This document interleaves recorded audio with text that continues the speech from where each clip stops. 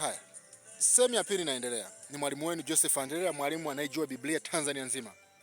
Mwalimu anayejua Biblia Tanzania nzima, hakuna mwingine. Tanzania wani, Joseph Andrea, mwalimu wa Biblia.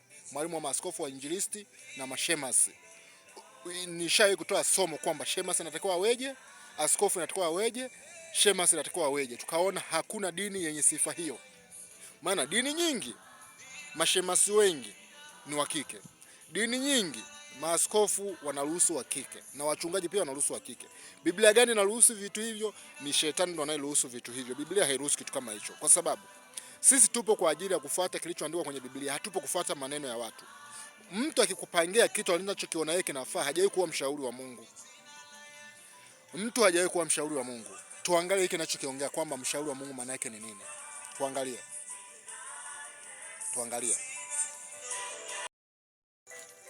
Maana tunapokuwa tunasema hizi dini zimetengeneza dini zao na kuziweka duniani na kuwafundisha watu, watengeneza mapokeo yao, tukasema kwamba ni nani alishawahi kuwa mshauri wa Mungu?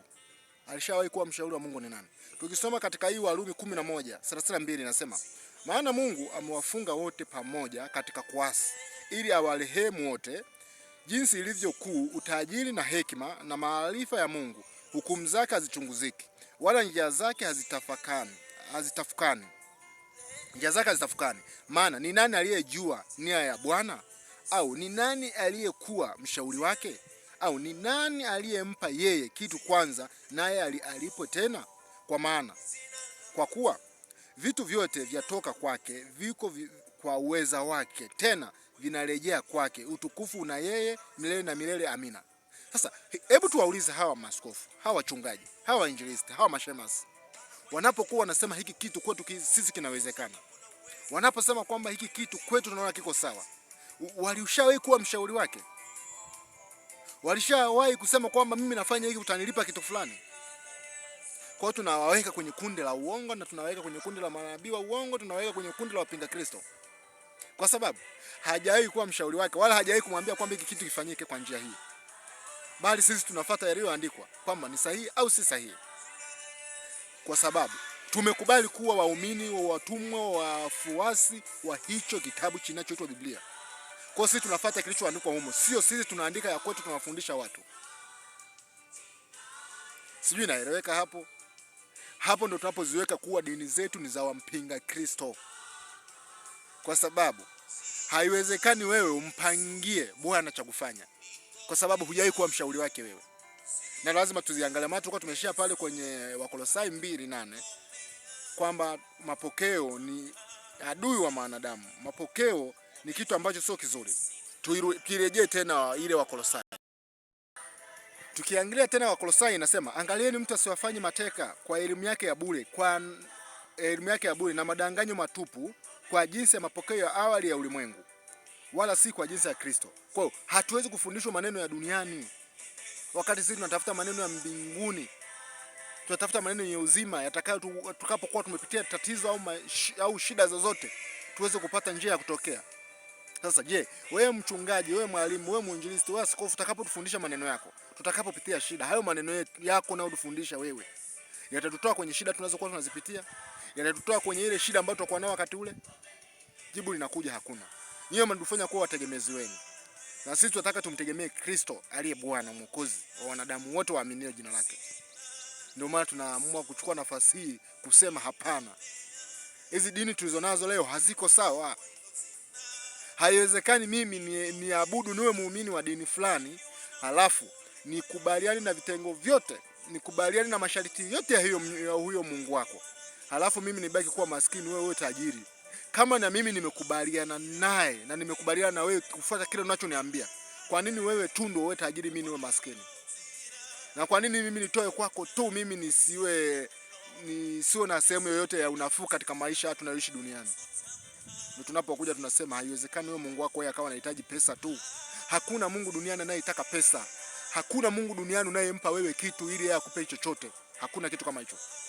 Zaidi na zaidi sisi tunamshukuru Yesu Kristo kila siku tunapoamka, tunashukuru. Tunasaidia watu tunaowazidi uwezo, tunasaidia watu ambao hata kama tuwazidi uwezo lakini wana uhitaji kwa wakati huo, tunasaidiana. Kama tunacho tunatoa. tunapata faraja, tunasaidiana na tunazidi kuinua ile ilikuwa poleo. Lakini sio hao waumini. Hakuna muumini, labda waumini wakina Mamposa, labda hao waumini wakina Mamposa, wakina Jodevo, wakina Sankia, wakina Siuguye, hao labda.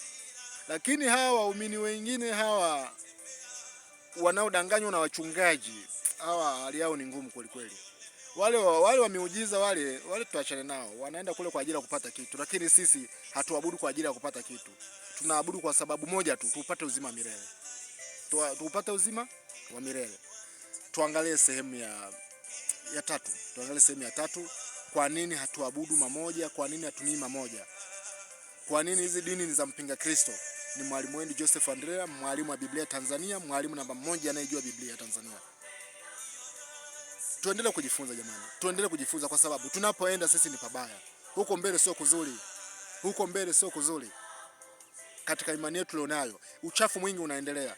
Wachungaji wengi wanasupport dhambi. Wachungaji wengi wanasupport watu kutembea uchi. Wachungaji wengi wanasupport vitu vinavyotendeka ambavyo sio vizuri. Kwa hiyo ni nafasi nzuri kuendelea kuchunguza imani tulizonazo katika Yesu Kristo. Tusio tunafanya kitu ambacho sio kizuri. Kwa sababu Biblia haina mwongozo. Kama ambako haijataja siku ya kuzaliwa Yesu Kristo, haijataja tarehe ya Pasaka, na vile vile Biblia haina mwongozo jinsi ya kuabudu. Haijatoa kwamba nyie mtaabudu hivi, mtafanya hivi, au mtakusanyika namna hii, mtafanya hivi, mtaandaa hivi. Biblia haina mwongozo huo. Biblia imesema tu kwenye ile Mathayo 6 alivyofundisha Yesu kwamba mkitaka kusali, ingia kwenye chumba chako cha ndani, usali kwa asili. Ukitaka kufunga, ufunge kwa asili na mtu yote asijue kama umefunga. Na ukitaka kutoa sadaka, usitoe kama wafanyavyo wanafiki kwenye masinagogi yao. Yani masinagogi, yani maana yake makanisa yao wanavyofanya. Bali wote wapo sadaka yako, hata mkono wako usijue. Unapotaka kumsaidia muhitaji, ni muda wote tu, yani kile kitu kinakuja tu pungu kwamba nimejisikia kumsaidia huyu mtu. Unatoa 1000, 2000, 5000, laki, milioni, unatoa unachoona una uwezo nacho. Sisi hatutoe sadaka kwa unafiki, hatufungi kwa unafiki, hatusali kwa unafiki.